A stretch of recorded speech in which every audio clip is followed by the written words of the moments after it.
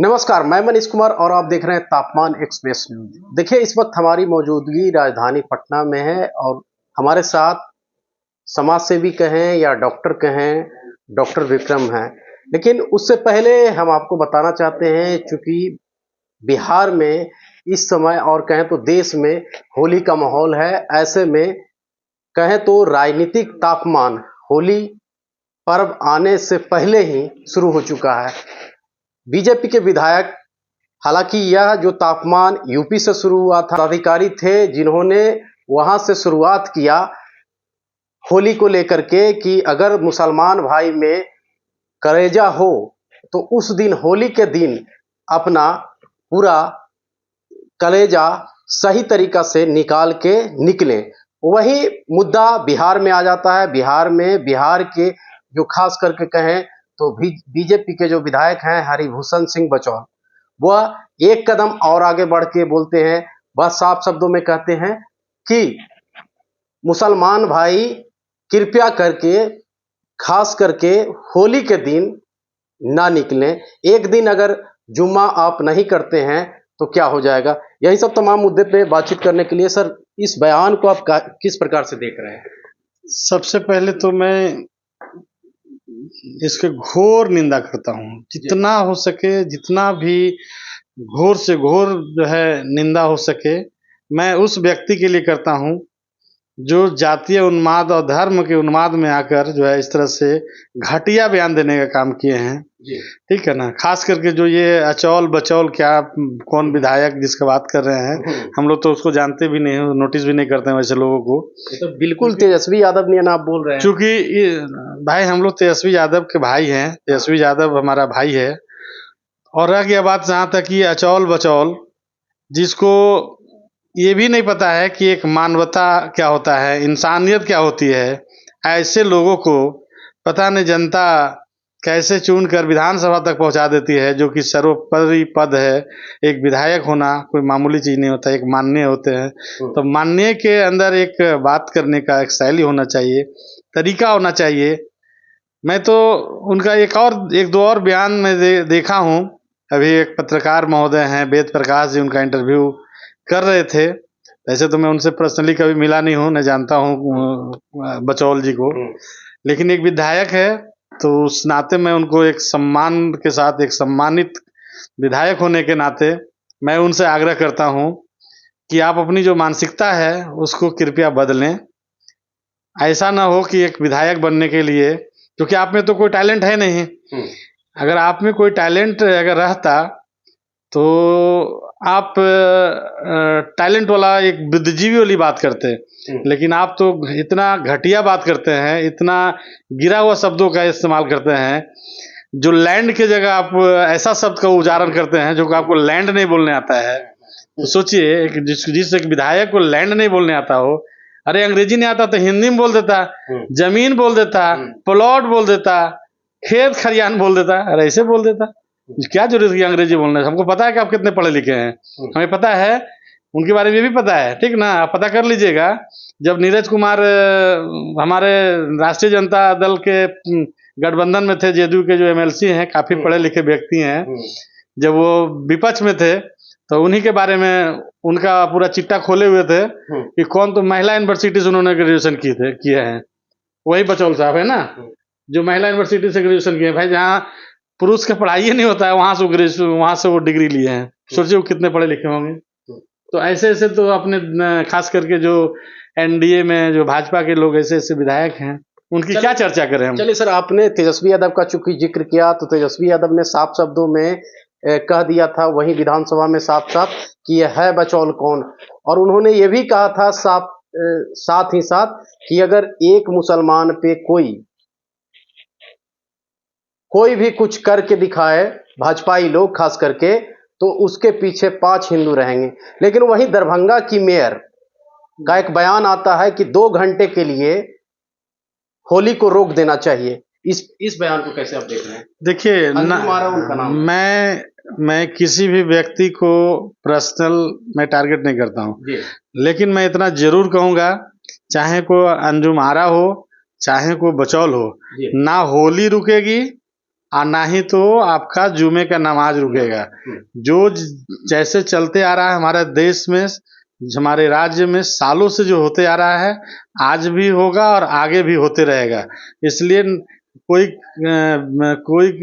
बिहार को ना किसी के बपौती नहीं है कि कोई खरीद लिया है कि हम जो बोलेंगे वही होगा, चाहे वो अंजुमारा हो या चाहे वो बचौल हो। मैं जाति और धर्म के बिल्कुल सख्त नफरत करता हूँ। मैं इस तरह के बयानबाजी को घोर निंदा करता हूँ।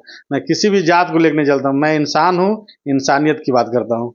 लेकिन सर जब जब एम एम की बात करें तो जब जब एम पे कोई बयान आता है मुसलमान लोगों के प्रति तो तेजस्वी यादव एक्टिव हो जाते हैं, लेकिन वही हिंदू के बारे में आ जाता है तो तेजस्वी यादव एक्टिव इतना क्यों नहीं? देखिए, मैं तो सबसे बड़ी चीज़ यही कहूँगा, तेजस्वी यादव ना हिंदू की बात करते हैं ना मुस्लिम की बात करते हैं, वो सभी की बात करते हैं। ये धर्मनिरपेक्ष सेवक संघ के वो लोग संरक्षक हैं, उनकी बात करते हैं। पूरे देश में, पूरे राज्य में किसी जाति और किसी धर्म की बात तेजस्वी यादव करते ही नहीं है। लेकिन जब कोई पार्टिकुलर किसी जाति को, किसी धर्म को अगर आप टारगेट करते हैं तो उसके आवेश में आके उन्होंने जवाब देता है, ना कि वो अपने से कभी बयान देते हैं। कभी सुने हैं कि हिंदू भाई मेरा खराब है तो या मुस्लिम मेरे गलत हैं? ऐसा तो तेजस्वी यादव ने कभी नहीं बोला है। लेकिन अगर किसी मुसलमान को, आप अल्पसंख्यक को, दलित को, अति पिछड़े को अगर आप कोई टारगेट करेगा, खास करके वैसे लोग जो सोच के जो मनुवादी लोग होते हैं, मैं कहता हूँ कि चलिए मैं फॉरवर्ड की बात करते हैं। जैसे कि आप ब्राह्मण हैं, आप हैं, मेरा इंटरव्यू ले रहे हैं, आपको पता भी चला होगा कि मैं किस कास्ट से हूँ, आप आए कितने अच्छे से, मैंने आपसे बात किया, मिला। और हर जात में गरीब और अमीर होते हैं, लेकिन उसकी सोच मानववादी होती है, सोच के अंतर होता है। क्या ब्राह्मण में अच्छे लोग नहीं है जो कि मुसलमान के साथ उनकी दोस्ती है, किसी दलित के साथ उसकी बहुत अच्छा बाउंडेशन हो सकता है? तो मैं किसी जाति और धर्म पर बात नहीं करता हूँ, लेकिन इतना जरूर करता हूँ कि जो इस टाइप के बयानबाजी करते हैं, चाहे वो किसी जाति का हो, किसी धर्म का हो, मैं उनको उस सोच के, उस घटिया सोच के लिए मैं घोर निंदा करता हूँ और विरोध भी करूंगा। चलिए, तेजस्वी यादव का आपने जिक्र किया, तो क्या तेजस्वी यादव से पर्सनली आप मिले हैं? क्यों नहीं मिलेंगे? अरे हमारे नेता हैं, हजारों बार मिले होंगे। हमारे उनके घर आना जाना रहता है, मेरे घर आते हैं। पार्टी के सर्वोपरि नेता हैं आज के डेट में, तो उनसे कौन न मिलता है? जुआ है कौन है? लोग कहते हैं खास करके कि ईगो में रहते हैं, ये कितना सत्य है? देखिए, उनके कार्यकर्ताओं से दूरी बना देखिए, के रखते हैं। तेजस्वी यादव के पास कोई ईगो नहीं है। बस हम यही कहेंगे कि वहाँ कुछ लोग हैं जो चाहते हैं कि कौन लोग, कौन से लोग? अब नाम हम किसका लें?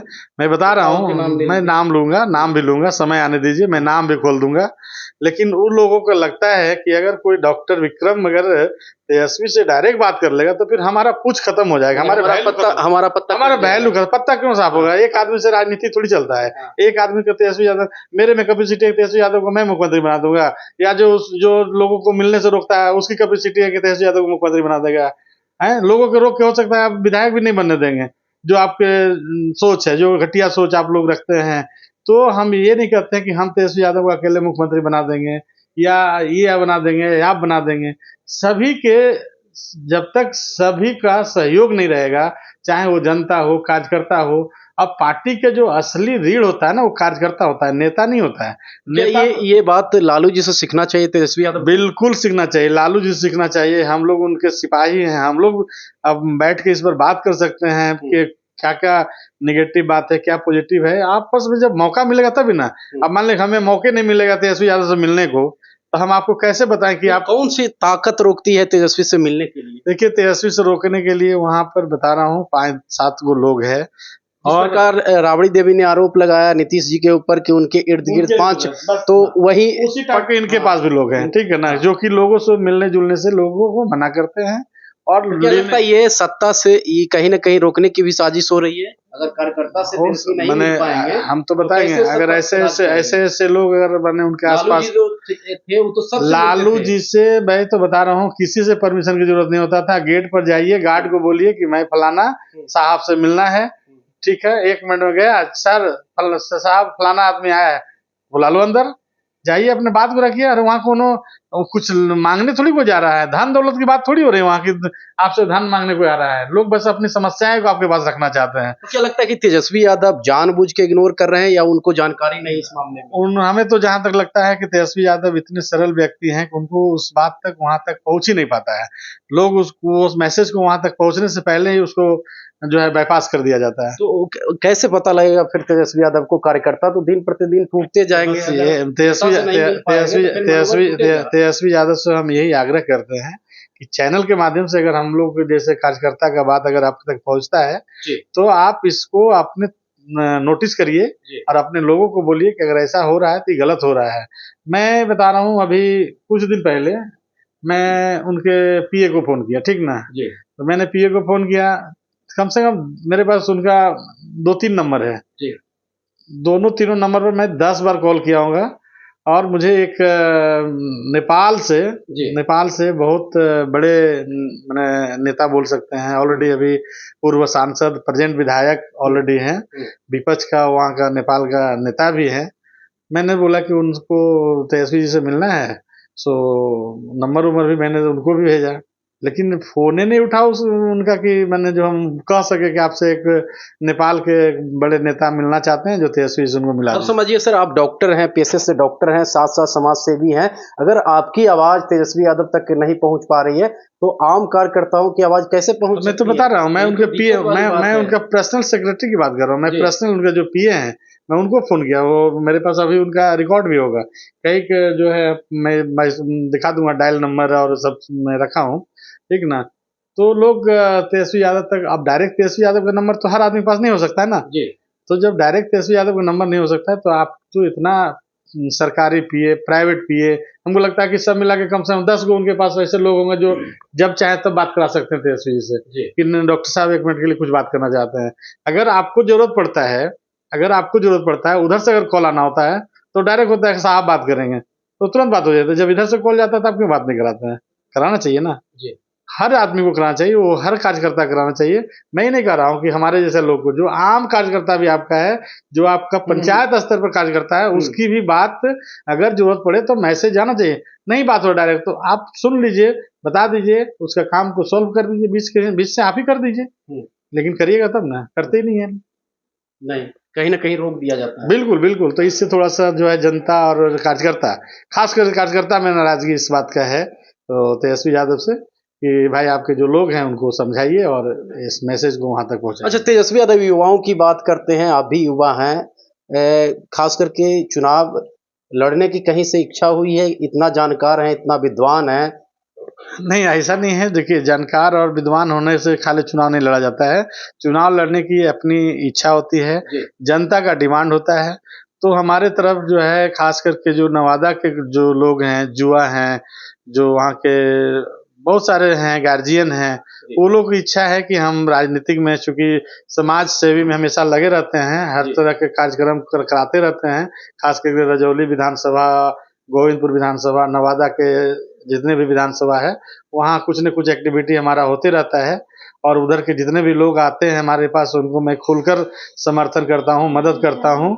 तो लोगों को रहता है कि भाई जब आप कुछ नहीं है तो हम लोग इतना मदद करते हैं अपने कैपेसिटी से, तो हम चाहते हैं कि आपके जैसा जो है राजनीतिक में सक्रिय हो, कहीं से विधायक बने, और अगर मौका मिले तो आप चुनाव लड़िए, और हम लोग को और बढ़ चढ़ के जो है हम लोग का समस्या को जो है आप तक पहुंचाना बहुत आसान है, सुनना आसान होता है। तो क्या लगता है इस बार तेजस्वी यादव मुख्यमंत्री बनेंगे, या फिर जो उनके ऊपर एक जंगल राज का, खास करके उनके लालू प्रसाद यादव का बार बार जिक्र आ जाता है, विपक्षी दल जो सत्ता पक्ष के लोग हैं जिक्र कर देते हैं कि 2005 से पहले जंगल राज था, इसको कैसे निपटेंगे तेजस्वी यादव? देखिए, सबसे बड़ी चीज मिल नहीं पा रहे हैं। देखिए, पहले जंगल राज हुआ करता था, लोग का कहना है, लोगों ने जंगल राज का नाम दिया, लेकिन अभी जो कहना नहीं है, ये सत्ता पक्ष का कहना है, लोगों का कहना है। सत्ता पक्ष अगर कहते हैं कि पहले के जंगल राज थे, तो जो लोग कहने वाले हैं ना, वो सारे लोग,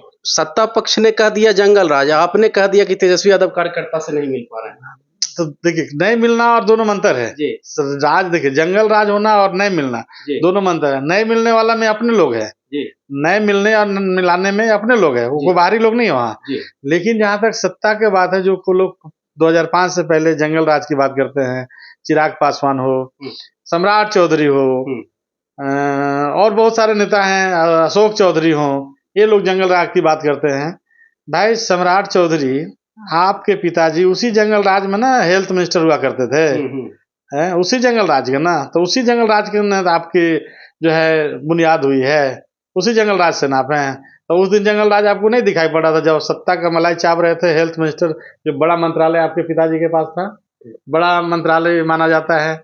विजय चौधरी जी के पिताजी कांग्रेस में बहुत बड़े नेता थे, वहाँ मलाई चाप रहे थे। जब देखे कांग्रेस का स्थिति थोड़ा सा कमजोर हुई तो जदयू में चले गए भाग के, आज यहाँ मलाई चाप रहे हैं।